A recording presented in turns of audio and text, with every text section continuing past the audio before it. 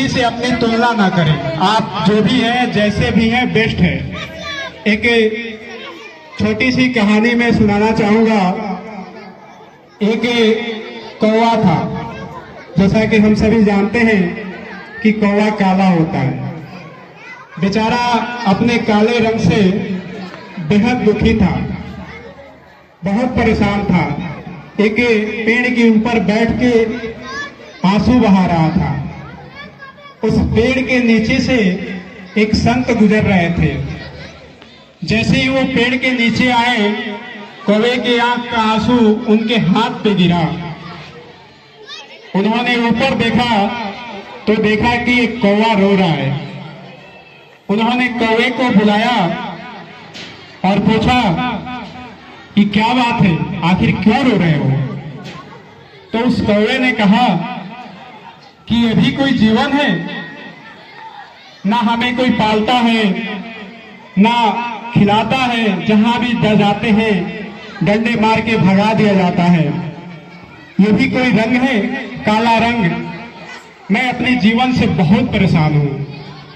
संत बोले कि ठीक है, तुम अपने जीवन से परेशान हो तो एक बात बताओ कि अगर तुम्हें फिर से मौका मिला कुछ बनने का तो तुम क्या बनना चाहोगे?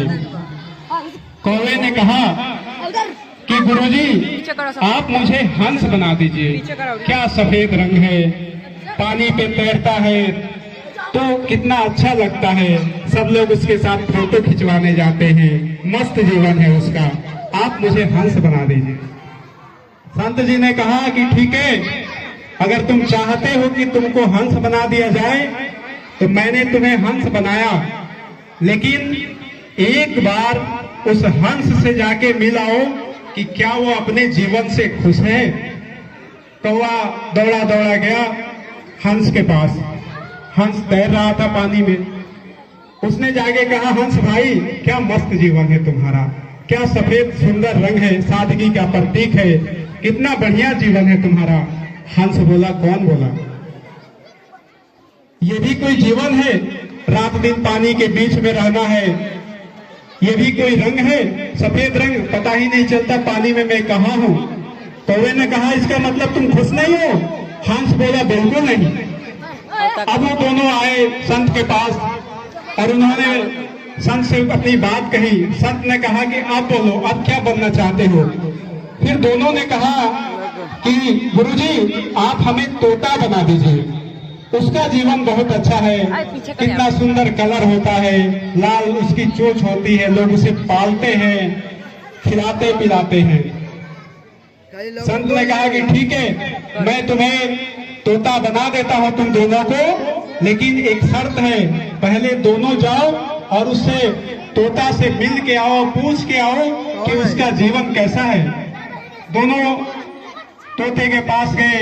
एक बड़ा सा पेड़ था, चारों तरफ से चक्कर मार के उसे खोज रहे थे, कोई दिख ही नहीं रहा था। बहुत देर के बाद, 2-4 चक्कर मारने के बाद एक तोता दिखा।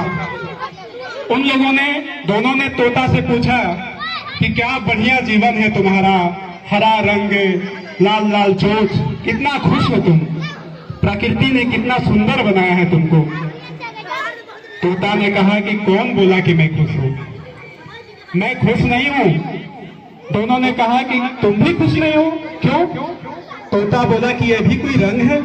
हरे पेड़ों के बीच, पत्तों के बीच पता ही नहीं चलता मैं कहाँ हूँ, खोजना पड़ता है। अभी जैसे तुमने 4 चक्कर लगाए, ये भी कोई रंग है? हमेशा शिकारियों का डर बना रहता है, लोग पिंजड़े में बंद कर देते हैं।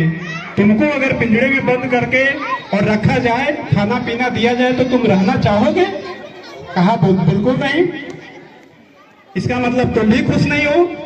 अब तीनों फिर संत के पास गए और उन लोगों ने सारी बात बताई। फिर संत ने कहा कि अब बोलो, अब क्या बनना चाहते हो?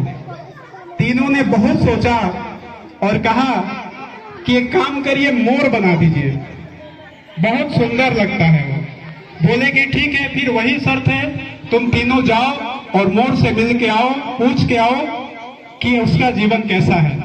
फिर तीनों गए मोर से मिलने।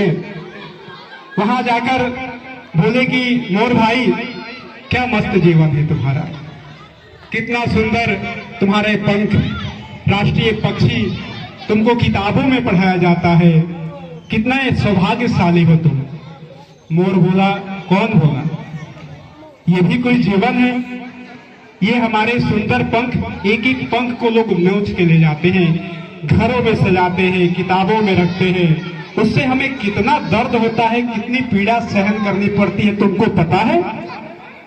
और ये आवाज जो तुम सुन रहे हो, जानते हो ये आवाज कैसी है? तीनों ने कहा कैसी आवाज है? तो ये शिकारी की आवाज है। उसने पहले मेरे माता पिता को मार दिया, अब वो मुझे मारने के लिए आ रहा है, इसलिए अब मैं जा रहा हूं। तीनों ने कहा इसका मतलब तुम भी खुश नहीं हो? मोर ने कहा बिल्कुल नहीं हो।